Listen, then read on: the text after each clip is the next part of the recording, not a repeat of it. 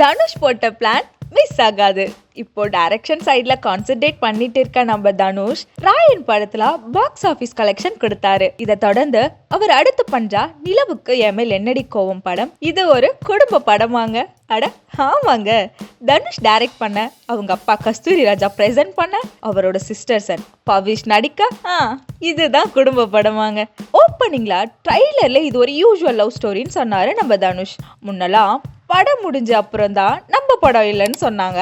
Next இன்டர்வியூல இது நீங்க நடிக்கிற படம் இல்லைன்னு சொன்னாங்க.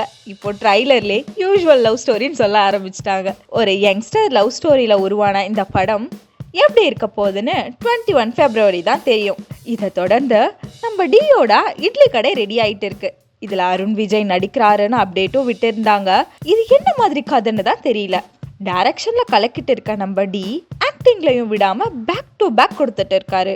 அமரன் படம் டைரக்டர் ராஜ்குமார் பெரியசாமி கூட ஒரு படம் பண்றாருன்னு தெரியும். இதுக்கு பூஜையும் போட்டாங்க. இதை தொடர்ந்து இளையராஜாவோட பயோபிக் பண்றாருன்னு சொன்னாங்க. இப்போ நியூ அப்டேட்டா ஒன்று கொடுத்துருக்காங்க.